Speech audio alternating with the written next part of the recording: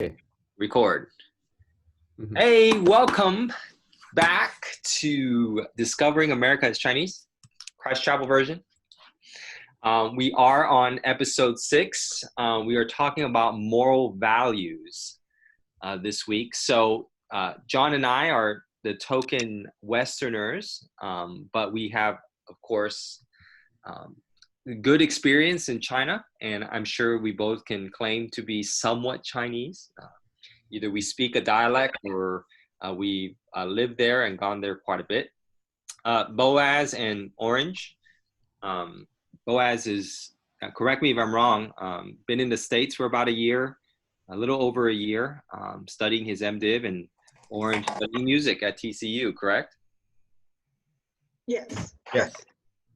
You want to share a little bit about, in your native tongue, your name and maybe a little bit about yourself? Me? Both of you, Boaz and Orange. Okay, I can. Yeah, I can do first. So my name is Orange, or you can call me. I have a lot of name actually. I don't know what's happened,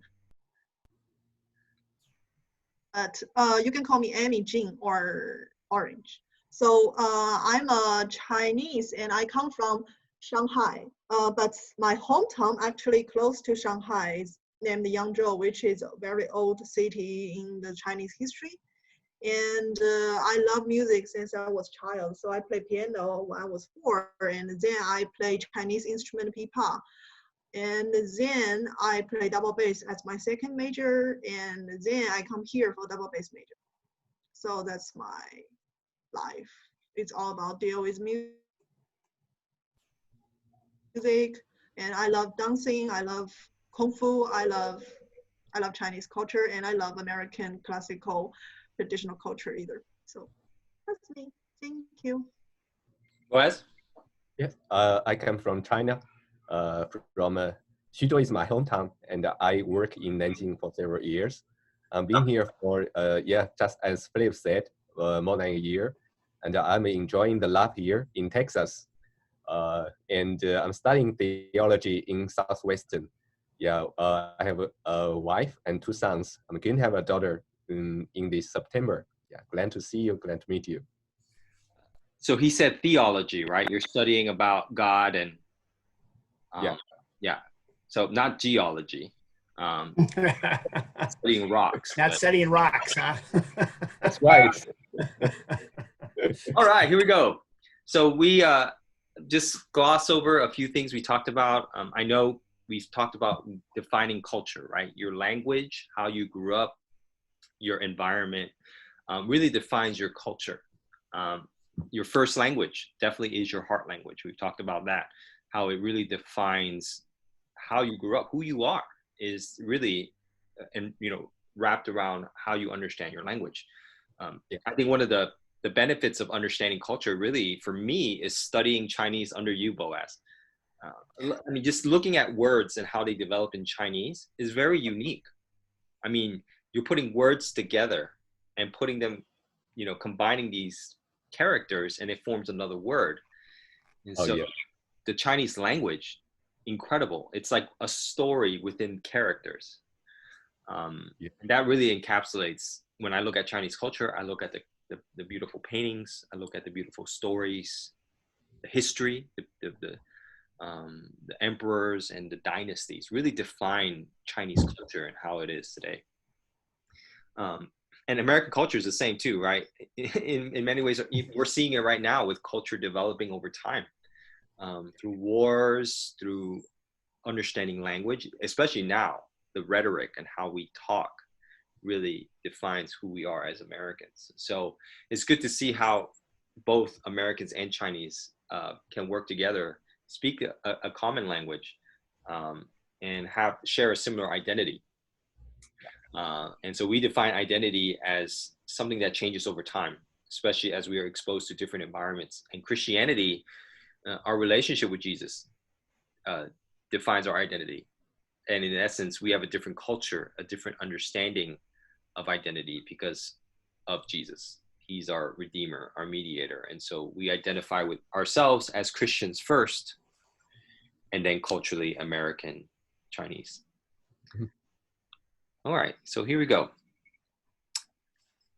So let's define morals, moral value.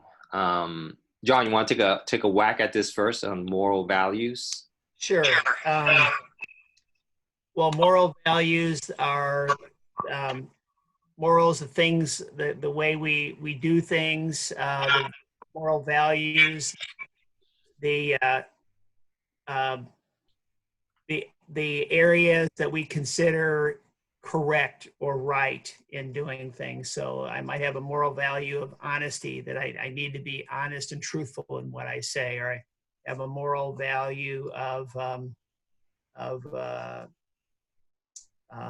maybe I don't know, truthfulness is similar, but how we live and do things in a daily way, what we believe is correct or right societally. Right. How about you, Boaz? How would you define morals? Morals, I think moral is about how we see, like as John said, which is right, which is wrong for individual and for a community, and for moral value. And I think that in some culture they will view some rules of the moral more important than the others. So different culture, we have different moral values. Yeah. How about you, Orange? How would you define morals?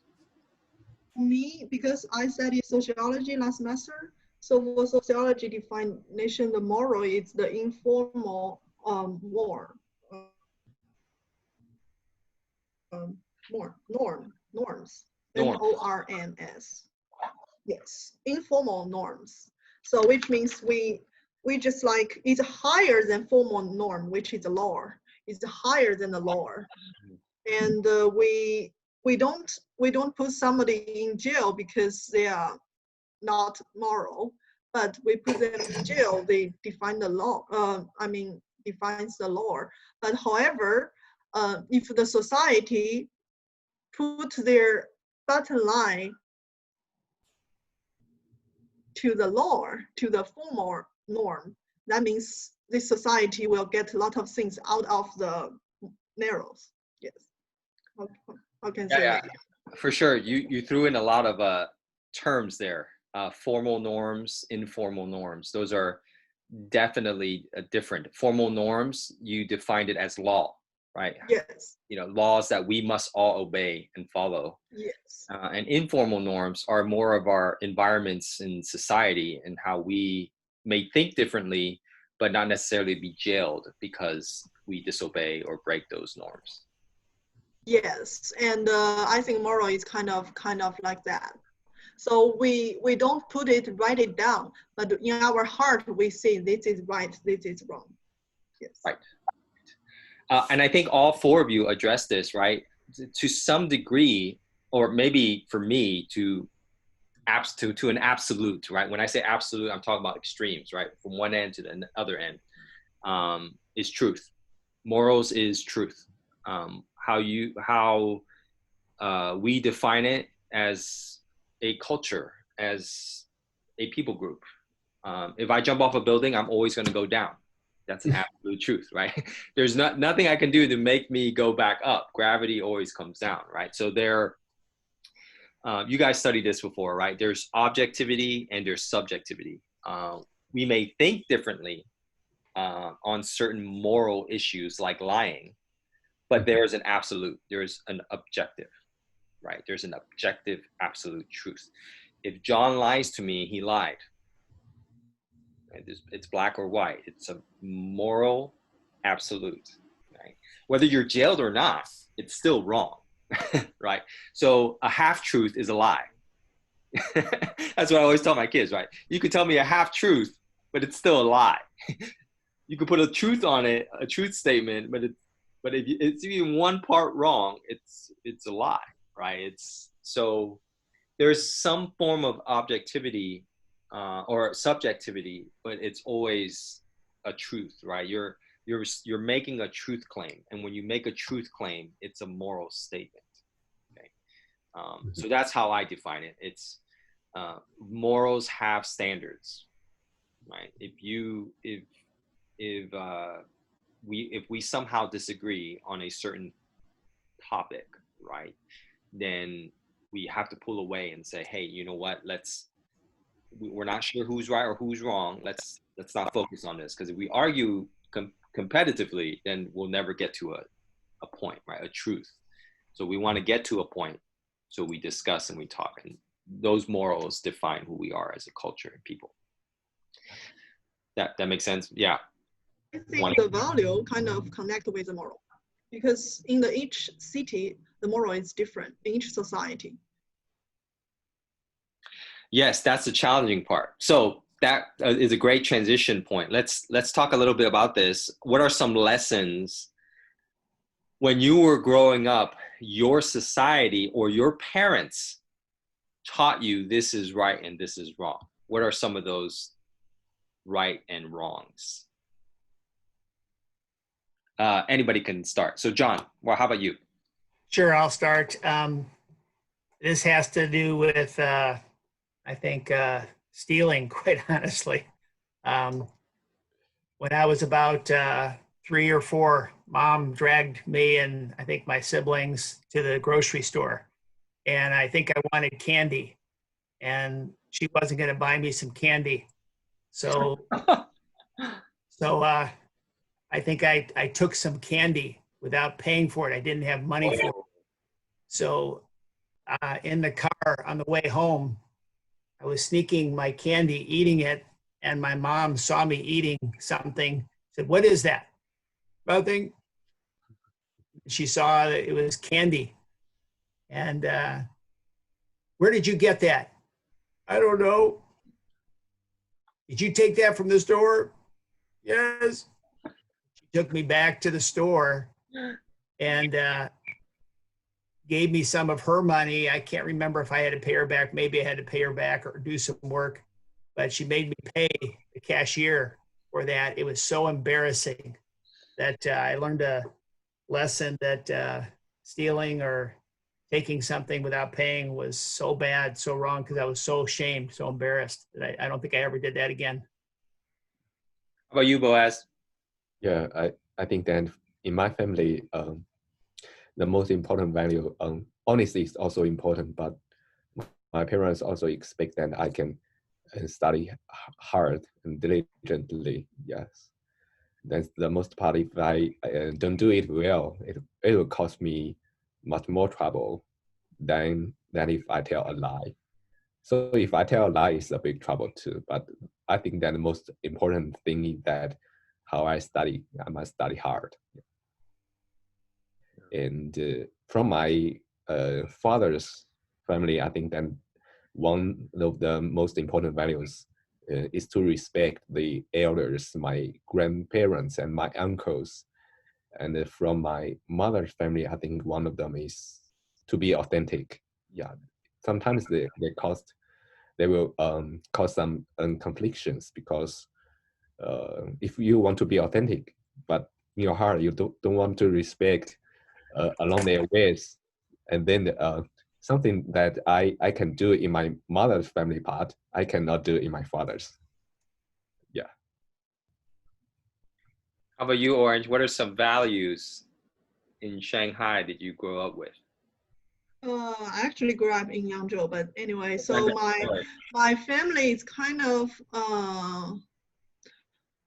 actually they didn't set up any rule for me when I was a child. So they didn't. I kind of like what I want is all I want. So I have the same problem. Like I go to a store, I want that candy. So what I do is I just lay down on the ground and I just like, give me the candy. If you don't give me candy, I will not stand out. And my mom just like, okay, pay you the candy. So that's all I learned. So I didn't feel embarrassing. now I think about it, it's very, very shamed. But in that time, I just feel it's fine. Everyone look at me. I just feel like, I will make it bigger. Like let everyone watch me, and my mom can definitely buy me a candy. So I kind of like that kind of child, very naughty, very kind of smart. My mom say I'm very smart in a lot of point. Like I really know how to use the mirror to control my parents to do what I want. But when I grew up, I find out, I don't know, I don't know how to say. Okay, my mom started letting me to read some Chinese old version book, like something like you need a regret to your parents, and you need to treat your sister and brother well, and you need to clean yourself, like like wash your hand, like those things. They teach me to do that, and not teach me. I just read that book, and the teacher just let me to repeat, see read the book. So in China, I took a very traditional Chinese culture training, which is they let us read a very hard book, like even the adults read it will confuse because it's read by old Chinese. So we don't understand what that's meaning, but we read it and remember it when I was very little. So I just, every morning, my mom forced me go to work hard for that part. I must remember those things. And I think that's my training. And then when I grew up a little bit, I started to try to understand what that means because I already remember it on my mind. And then when I grew up right now, I can understand what that meaning. And that teach me a lot of moral stuff. Yeah. So yeah. I feel like I grew up step by step. But when I was a child, my mom never set up a rule for me. That is, I don't know, I'm kind of unique environment, family grew up environment, yes. Yeah, I think we naturally grow up. When we think of morals, we need to think of someone who set those rules, right? You can't have morals or truth without someone setting rules, right? So, for example, when I was growing up, I knew automatically that my mom and my dad were the standard, right? So whatever they say or whatever they do is what I should do. So, and it's funny, I was talking to actually a Chinese couple yesterday, and they told me that cleanliness was godliness, right? When they were growing up, they were taught like you need to clean, you need to be clean. And if you're not clean, they would get hit. They would, I mean, not hit, it's a strong word. They would get their ears pulled, or they would maybe get their hair pulled, to say gentle, right? Because they grew up in, tough Chinese parenting. I grew up that way as well. Like John, I stole candy from a store. And like John, I was told to go back and give the candy back. But when I got back home, I got a spanking. I got spanked. So my parents, I think one of the toughest things I had to grow up through is that my parents would say, don't steal, don't lie. They would tell me that, but the consequences were very severe, very severe, almost to a point where, in a way, I was inhibited to be creative because I was spanked. I was, man, to a point where my ears were pulled, my hair, I experienced that.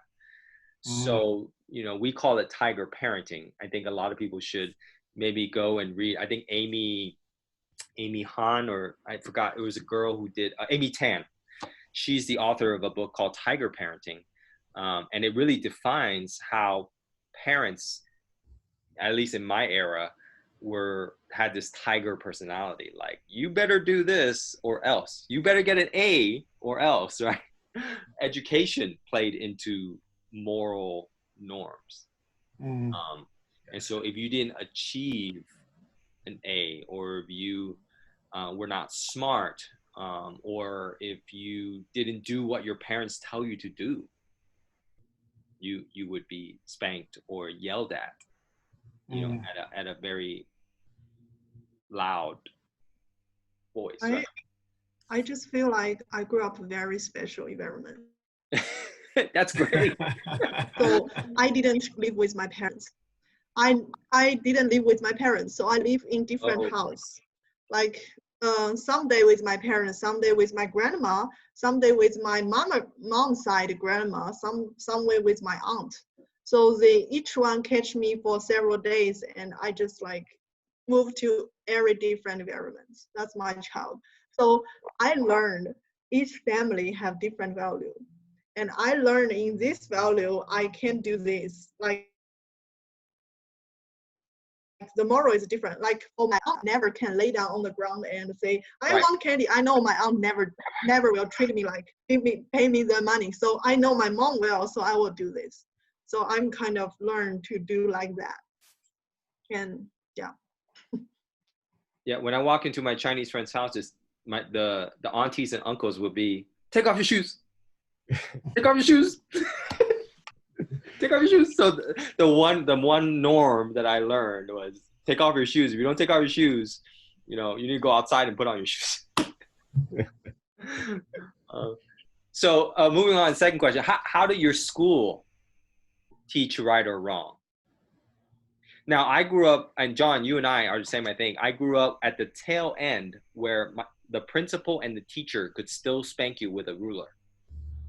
So I got so one of the social norms that I grew up with in school was you don't talk without raising your hands. If you talk without raising your hand, you will get slapped on the wrist with a ruler. And if you break one of the cardinal rules, like if you hit a student, or if you disobey your teacher, or you get demerits. We had a demerit system. So if you get too many X's after your name, you will be sent to the principal's office and you will get hit with a ruler on your bottom. So one for every age that you are. So if I was 10 years old, I would get 10 hits on my bottom. So that's how my school determined what was right or wrong. John, how about you? Yeah, and also things like tardy, if you're late, they would put that on your, if you were late from recess or late getting into the classroom, then that would be a mark on your report card that would be maybe criticized, and your parents would talk to you about that. Or my dad, he his senior year, he not just tardy, but he went absent for like a week, just went out with his buddies to play and play hooky. So he was gone for a week. They caught him, but tardies and attendance, that'd be a bad mark on your report card, and they would cause trouble at home maybe. How about you, Boaz? Same as you. When I first go to the elementary school, the first thing I learned is that to be quiet in the classroom, and you need to raise up your hand before you want to speak. And if you talk with your classmates while the teacher is teaching a class, then you need to stand up. Sometimes different teachers have different rules. Sometimes he will let you go to the back of the classroom and stand there for the rest of the time of the class. Sometimes they will hit you, and that's one thing I learned. Always be quiet. Listen to the teacher, and I remember the things that he has taught you. How about you, Orange? So for me, I learned about don't be late. Yes. Because I always be late. And my teacher say, okay, if you're late, you go outside. Like I just out of the class and listen. First day, I feel it's funny. Like I just like dancing outside of the classroom. But if I do it several times, I just feel very bad. Like each time I'm a person to outside outside the class and listen it. But I'm a very not student. So all other students will feel very ashamed to stand outside. I just like funny. I just feel say I don't need to learn.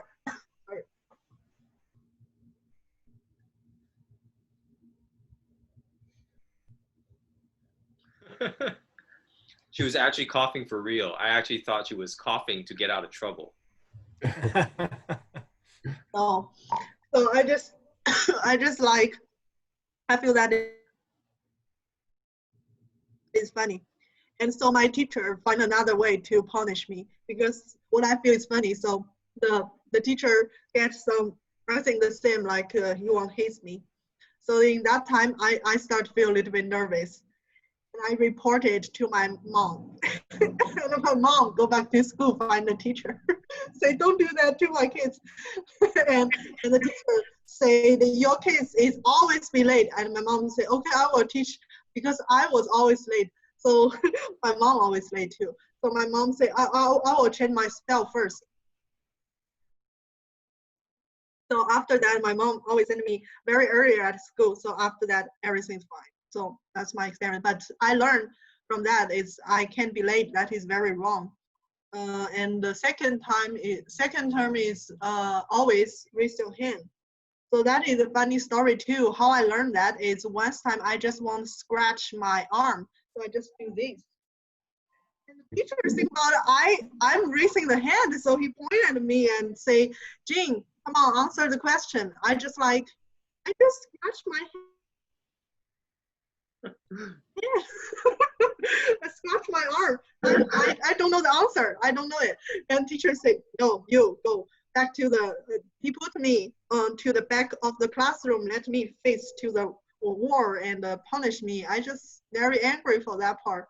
But after that, I understand each time if I don't want to answer the question, I can't raise my arm. That's what I learned. So those two things. And also in China, we have a monitor, like the person who, like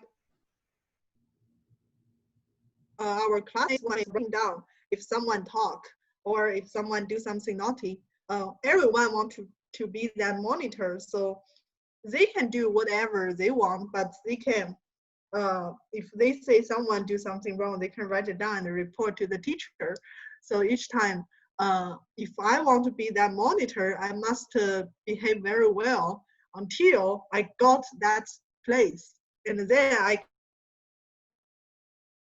can talk, but I can write people's down. So I very like that part. So I try to behave very well, but I still don't be the monitor. And I learned how to be. We call that the teacher's pet, right, John? Yeah. So, okay. In China, the banjiang, that monitor is a coveted position. Yeah. I've heard that. Yeah. The first time I've heard that. Yeah. Yeah.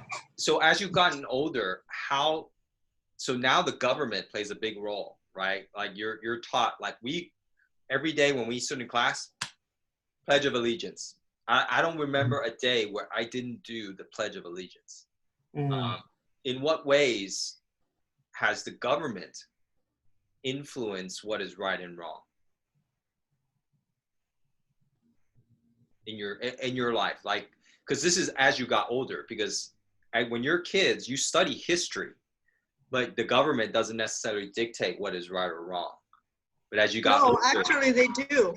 Like every day on the primary school, after the 2 years, I think the two grade, like second grade, you start to wear, you join the. Really? Yeah. join 怎么说少年先锋队，这个很难说。Young pioneer. Oh. Yeah. So you join that, and after that, every day you should wear informal clothes and formal clothes, and then every day wear the red. How do you say that? In English. Red kerchief, the red. Yes, red. Yeah. kerchief every day. Wear it. You must wear it. If you don't wear it, you can't inside the school. So each time I always forgot it. So every day I go to you know, it's a shopping mart. They sell that every day. So they use that for getting money. A lot of students forgot it and they go to buy a new one and then forgot it, buy a new one. So my home, after I grew up, I checked, I have almost 100 of that.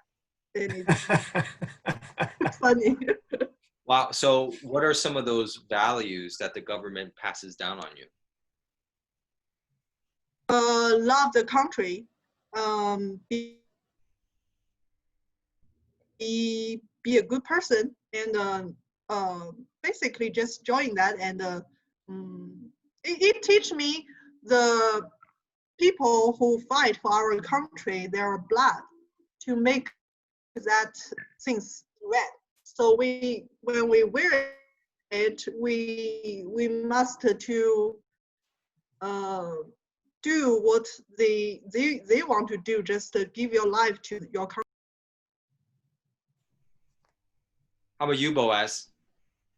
I think the first thing that you need to love is to love the Communist Party, 爱党, and then you need to love the nation, 爱国家, and then you need to love the collective. Yes, then this is the most important value that I've learned from the from when I was a student.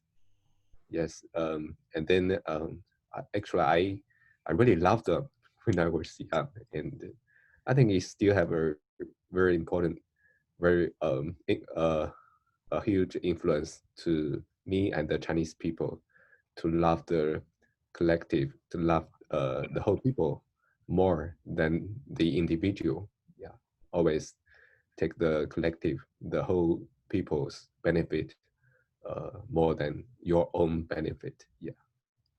There's some Christian.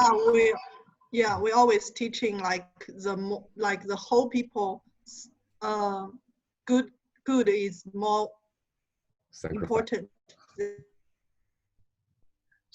than your social harmony. Yeah, 爱党、爱国、爱集体. Wow. Yeah. How about you, John? How has, I know for you and I, very similar. How has that government affected what is right and wrong?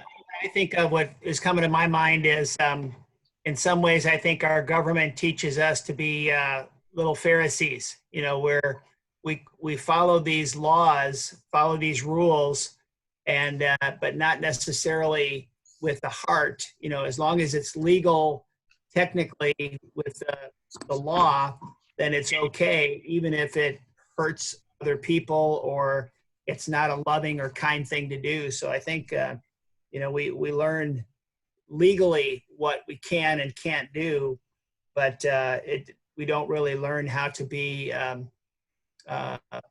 kind or loving people, you know. Yeah. Boaz, do you remember this? Oh yes, you have showed me before the small red book. Yeah, I saw this and I bought it, and it really talks about like the Chinese government and how they train young kids, right? Oh, yeah. To like even this is like a classroom. Yes. Yes, There's orange. Is that orange? That's exactly what we do. Right there. Yeah, we wear the same. Yeah, we wear it every day. Yeah, but the book I think is from about 30 or 40 years ago. Yeah. That is very neat. One of them is Lei Feng, right? But 20 years ago, yeah, we talk about him a lot. Yeah, sorry, go ahead. Okay, so we actually need to sit very straight. Yeah. Like you can't sit like this. You must sit like this and put your hand back to your back. I don't know. Behind your back. Yes. And each time you raise your hand, you shouldn't wear like this. You must do this. Like if you go to see the video, you can say each time ask question, who wants to be the first? Ding! Everyone do this. Wow. So John, did you go to public school? I went to a private school. I went to public schools myself. Yeah. Yeah, so I went to a Christian private school early on, and then I went to public school, back to Christian school, and then public university. But yeah, and like John, we aside from doing the Pledge of Allegiance, which is I'm not sure if you guys are familiar, we always pledge our allegiance to the United States flag. Yeah. So it's always I pledge allegiance to the flag, to the United States of America, one nation under God, indivisible. So we practice this every day. Right. So our allegiance was to the flag and to what it represents, right? Red, the blood; white, and blue, the freedom, the plains, and the beauty of it all. But a lot of what we did in the United States is we had Judeo-Christian values. Right.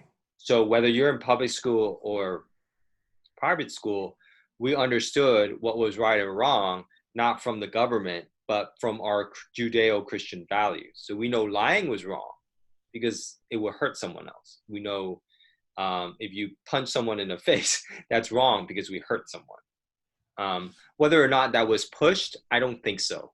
I don't think we were like forced by the government. Oh, we need to do what the government tells us to do. But we had a healthy sense of authority. Like if I saw a police car, I'm not going to be afraid because I know that I'm doing something right? The police car only brings fear to those who do wrong.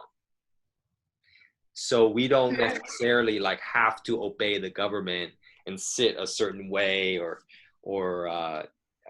obey the communist government, which is a little bit different. I think because we have those freedoms, we experience morality a little bit different. Do you guys raise the flag?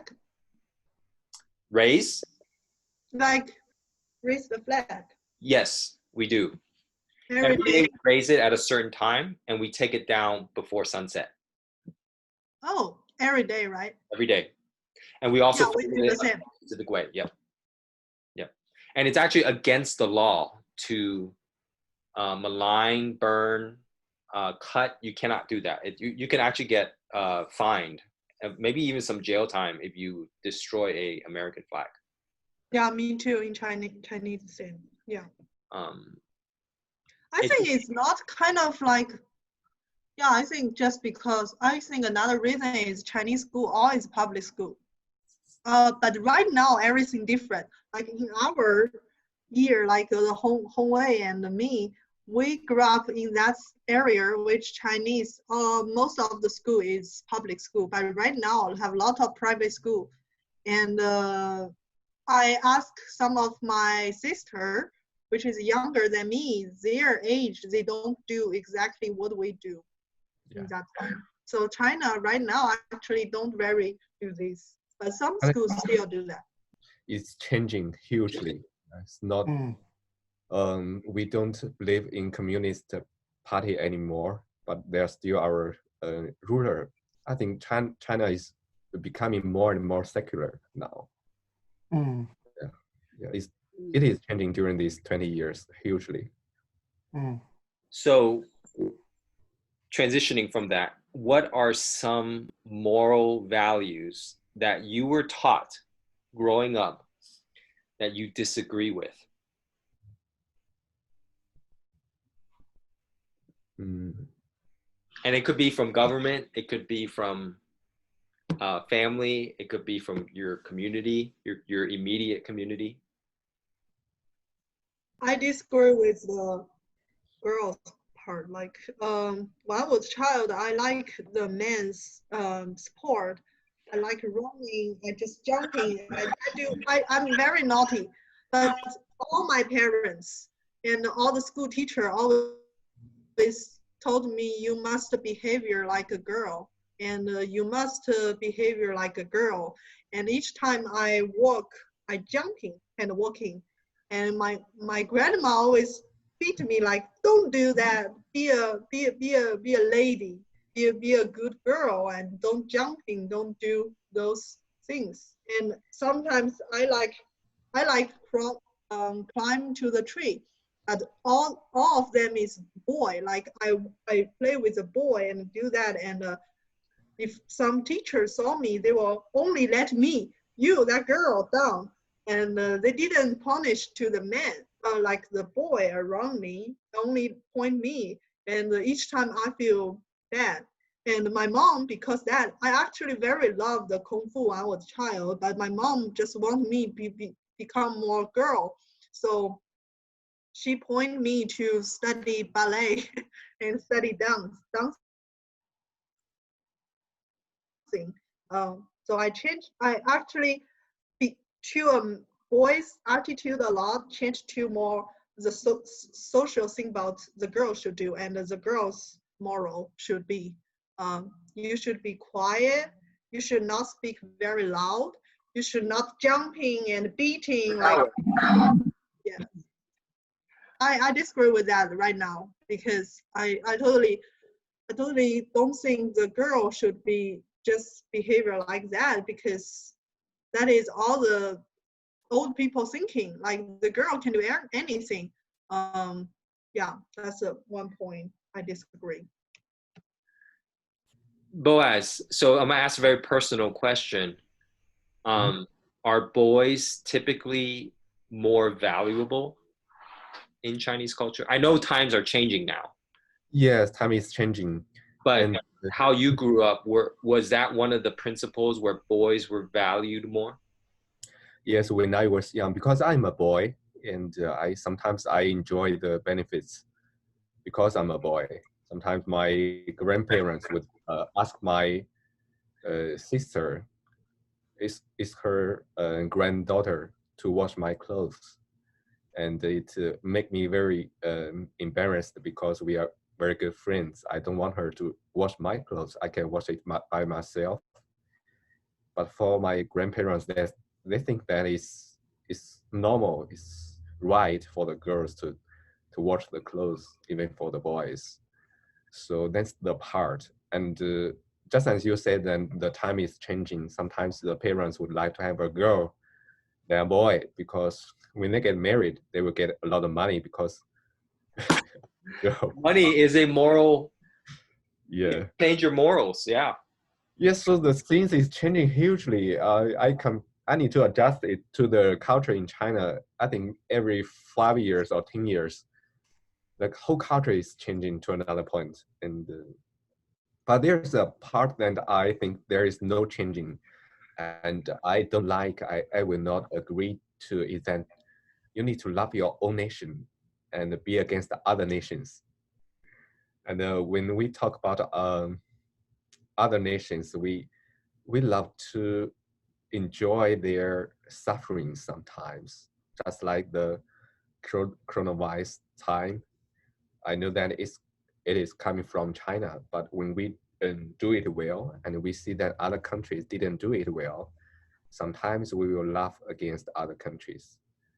It's many things like this, and when you put the benefit of your own country, your own nation, more important than other nations, then it also be wrong, but it is seen as right, um, for all the, maybe for most of the Chinese people, yeah, to love China and put China, yeah, the most important part.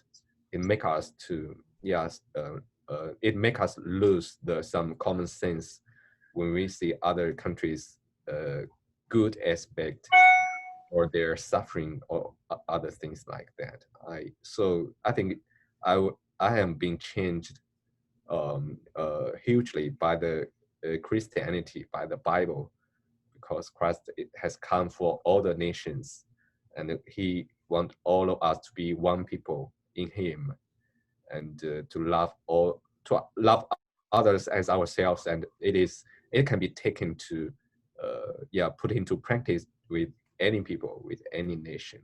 That's right. How about you, John? What are some American or moral teachings growing up that you thought, I don't agree with it? Well, I think one of the big ones for me was, and again, it wasn't pounded, like propaganda necessarily, but it was all around me and even in my own family that success was defined materially in terms of how much money you had or how famous of a job, a position you might have, that real success is measured in that kind of a way. And if you didn't have that kind of success, then you weren't you weren't the Smiths and the Jones. You compare that kind of a thing. And so that I when I came to Christ, that materialistic, that success in terms of how you know important role in society or culture you had, it just changed greatly for me because I could see that was so different in the Bible. And so I've soon checked that as defining how successful you were, how much money you had, or what position you had in the culture. So Yeah. I totally agree with that. And in China, we have the same value too, and even harsher. Like we just feel if that man or woman is rich or beautiful, like outside way, we can forget all the things they do is wrong. mm-hmm. And we just suddenly our eyes have something make we see them is perfect, and we won't be that person. And no matter how bad we are, and we do some bad things to let people suffer, we don't care. We just won't be that. Mm-hmm. And also, I hate one thing in Chinese culture. I don't think it's not only in Chinese culture, but it's I think everywhere. Just like mians. How do you say that in English? Just like Face. Face. Your face is most important. Like even you do something bad, you didn't very honors, but if that will hurt your face, you maybe just choose not be honors. Like Respect. So we're talking about shame and guilt and respect. Yeah, like my mother always say, if you do this wrong or something, you lose your face. Like that is a very big thing and very, very bad. Like we can do everything just for don't lose that, Yeah, that goes back to social harmony, right? Protecting the collective, not so much the individual. Yeah, that's something I dealt with growing up, is everything that all the rules that were put on me were to change behavior. And I disagree with that. I disagree with that a lot. Like just because a kid talks too much or a kid is high energy, right? He's always out of his seat, can't sit for long periods of time. Well, he's automatically the bad kid, right? We want the quiet kids. We want the ones that are always listening and very kind and soft-spoken, right? And so we try to manipulate behavior. And so I grew up, right? All my teachers, I'm sure your teachers too, right? Oh, you get a check mark. You're talking out of turn. Or you're too loud. Or you stood up too early. You're not walking in a straight line, right? You get a demerit. You get a mark, right? Very hard for boys in that kind of environment to, not talk, sit quietly, very, very hard for young boys. Not for me either. Yeah, and some girls. Yeah, you grow up thinking that you're inadequate because you can't fit in some sort of behavioral pattern. And we look like in our lives, right? I have kids. John, you have kids, right? Which one of your kids can sit still, right? None of them can, right? Yeah. Right, but we don't punish them. We don't inhibit them. We don't destroy their creativity simply because they don't follow a set amount of rules, right? Because they behave differently. Well, a lot of kids behave differently. We're not going to punish them for their creativity, right? And I think growing up that, maybe you sense a little bit of some of that pain growing up because I was different. I wasn't the smart student. I finished, 10th in my class. A 3.1 graduating both college and high school. I was a good athlete. I played sports and did all the the stuff other American kids did. But when it came to my family, my brother was the double doctorate, right? Double MD, internal medicine, pediatrics, has his own practice. He, you know, has a beautiful wife, 2 kids, bought a house for $500,000.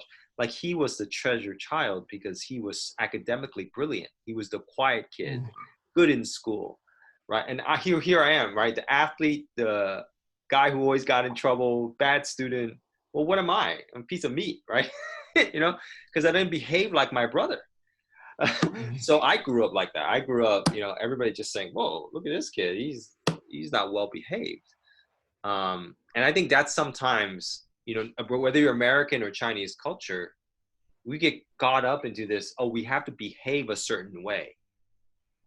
And so even growing up in a Judeo-Christian culture, I think, and this is for me only, I experienced less grace and mercy growing up until, like Boaz said, I experienced the Christian faith. Because when I came into contact with Jesus, I finally met people who were okay with my behavior. Right? I'm not judged by how I behaved in class. Right? I was judged by how much I loved others, how much I forgave well. You know, and so those core values that I grew up with started to become very subjective. You know, those absolute values started to take over, like loving others, serving God, showing grace. Like, those values became greater than trying to change my behavior. So yeah, the U.S. is very Pharisaical society culture, you know, where if you do the laws, you follow this behavior, then you're praised, you're a good guy. If you don't, then, like you say, you're, you know, we don't understand grace, you know, even though it's a Judeo-Christian, it used to be Judeo-Christian, we don't understand grace societally. Absolutely. I totally agree with you. I think China is just it's not only quiet or something. If a boy is quiet and their grade is very bad, it's still a bad person. You know, it's just all depends on the grade, like the score, how score you get. If you get a good score and you are a good person, good student, they don't care about what's inside of your heart. And also, I hate the competition. Like, the competition is not only in the school, also in the parents' mouth. They compare with their face to their child. They equal their face to their child and equal their child with their grade. So which means if that person, that their child's grade is down, their face is feel losing. The parents will feel very ashamed for, like, talk with their kids with others, and after that they back to the home, they talk to their kids, hey, say, what do you do on the school, how the best score you get, compare with Xiaoming, that person, look how that girl is, it's very smart, always get a good grade, very quiet, look at you. That is. Was that an actual student in your class? No, I just active like that. Oh, random name. I was like, oh man, she threw out a name. That's no, but I mean that is exactly happening in a lot of families. Yeah. Like my dad is very bad dad, but now I try to understand why he become a very bad dad. Just because he grew up with that feeling, you know. He grew up with my grandma every day, talk to him like, you are a very bad boy. Compare with this person, compare with your neighborhood, you are very bad. Like, all the day, my grandma talk to that to me, but my grandma never do that to me because I'm kind of compared with my dad, I'm a little bit up. So she's a little bit, she didn't do that for me, but sometimes she will do it, but most of the time she don't do it. So she do it for my dad every day. So my dad is kind of self regret very, very low. Like, Guilt and shame.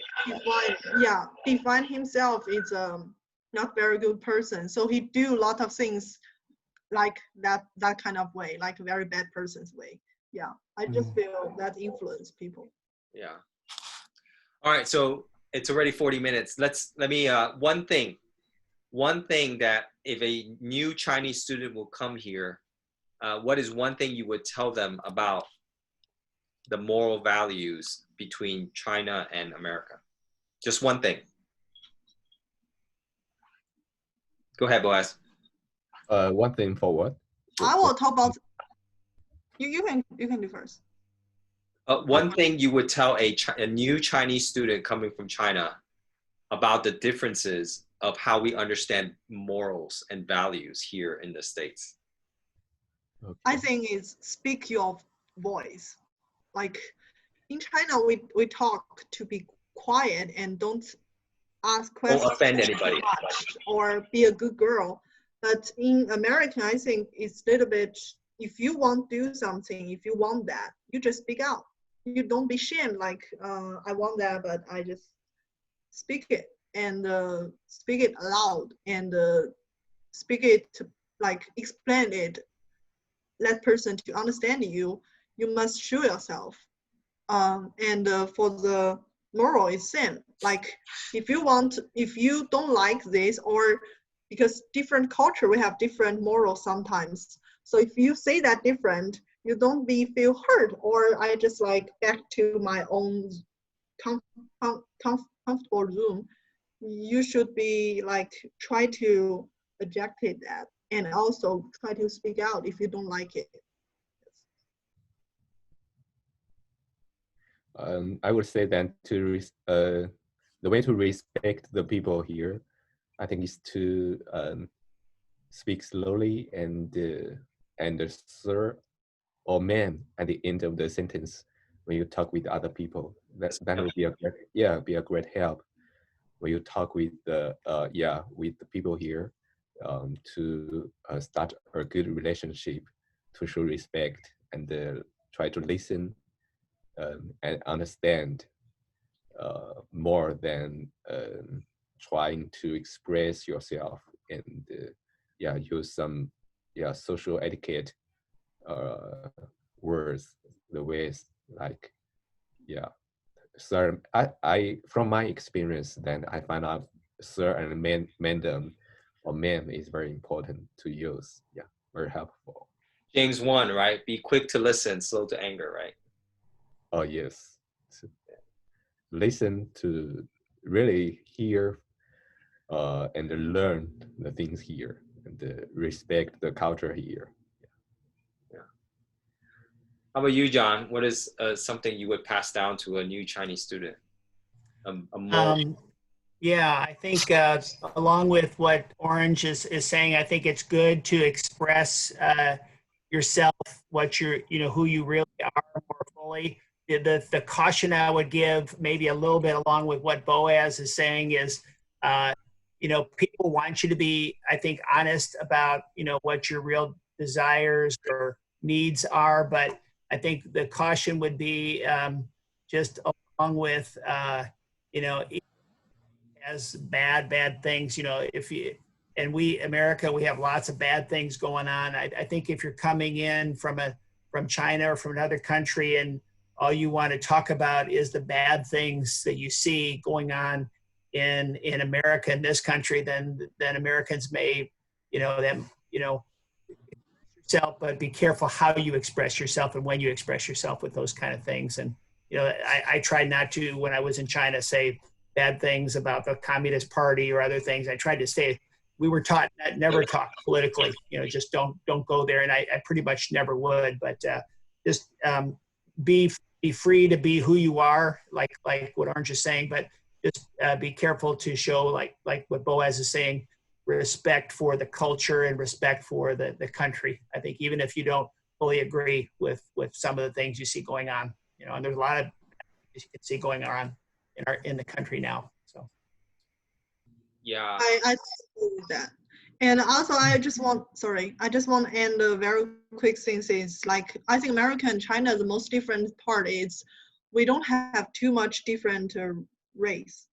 In China, we mostly say it's Chinese. We don't say African American or Asian American or from Spanish, from Mexico, like people from everywhere go to American. So I think American is a culture mixing every day. So I think it's very good to understand the morals and respect others, because we don't have come from different culture and value, but we have some basic same moral. And also I think become a Christian, it's very good to share with different person from different culture, and we share the Christian value that tells us we should do what is right, what is wrong. And that is different from the world. So I think it's to respect and also open our mind and also share the news, share our value to people. Yeah, these are all great. And just pressing into all three of you, lead with the gospel. I mean, that's really, I know it's different to share with an immigrant and say, hey, lead with the gospel. You lead with love, right? You always lean into that, right? When you're talking about respect, you're talking about listening well, even being careful what you say when it comes to politics, right? You're leading out of love. You're earning the right to speak into someone. Right. As an immigrant, when you come in, you have to be very careful. You have to be very cautious, because in America, a lot of us, even for myself, I have to earn the right to speak into someone's life. And that means you have to try hard. You got to try again. One of the things I think when you come to America that people really value as a moral is work ethic. I've never met somebody that said, wow, that person works hard, I don't want to be his friend. I've never met somebody like that. But if you work hard, if you try again, if you don't give up, if you show that deep, deep love for an individual and you really care about them, man, you're going to go above and beyond what is required of you, right? I don't want to just be Boaz's friend, right, Boaz? Right? I want to help you. Yeah. I want to give to you. I want to serve you. I want to give you food. I want to take care of Lily. And this is what I tell a lot of people here, like in counseling, is, man, you got to love someone better than that person loves that person. And if that person feels that burden and weight and they want to outlove what your love is, you've done your job, right? You want to give so much love that somebody is convicted and saying, man, you love that person really well. I want to love better. And I think that's how it is, right? When you see, 1 John 3:16, God is love. Love one another because God is love, right? That's what it is. That is, Amen. That is saying, hey, I'm going to do a step better than that person. I'm going to love more, love better. And that's a cultural norm, right? And you're going back to what Orange, you're saying, the formal norm, and I think it's lost in both cultures right now, is how do we love one another? Because that's the utmost moral, right? The greatest moral we can ever experience is John 15:13, right? Greater love hath no man than this, than a brother lay down his life for his friend, right? How do we do that? How do we teach that to a Chinese student? I'm going to love you. I'm going to do what it takes to make sure I take care of you, and that you don't have to fear, your studies or, what someone will say, because somebody out there that's going to love you, take care of you, and if you make sure that you feel like this can be your second home, right? Right, Boaz? It's hard, right? You're leaving your first home and you're hoping that Texas becomes a second home. Right? It's a big challenge. It's a big challenge. And you too, right, Orange? When you first came here, it was hard, right? Trying to make Texas, your home. So I think since I joined the Christian family and I start to making a Christian friend, I just never feel lonely. Before that, I just feel it's very lonely, like to making friend. I always making the Chinese friend, and I still speaking Chinese after school. So I just feel Christian helped me to make the friend and make the deep friend and everywhere. Yes. And yeah, and that's one of those things, right? Boaz and Orange, you both can say you have American friends. Yeah, we have American families. But that requires love. That requires that bridge. Of, Yes. You know. If you, I just feel very touched about that. Like, I just want thanks you guys do those things for our international students, because we always feel when we hear, we just like, you know, we grab some knowledge, we grab something and we back. But since I'm stay here and I learn a lot, I didn't feel it's kind of like I want to compare with American, Chinese, or like, I love both. I love both country and I love their culture. I love the people, and I can feel here is two family in my mind. So it's the Christian family and my own family. Like, you know, it's not. I before that I always feel homesick. Like, you know, I miss my family back to China. But right now I feel, you know, I have two family. It's Christian family and my own family. They're both important, but they are equal in my heart, just full of love. Yeah. Amen. We are All right, well, this ends this episode. So next week we will talk about relationships. So we will end the entire series with relationships. Woo! So when would be the time? Okay, we're still recording, right? Let me stop the show here and then we'll address that question. See you guys.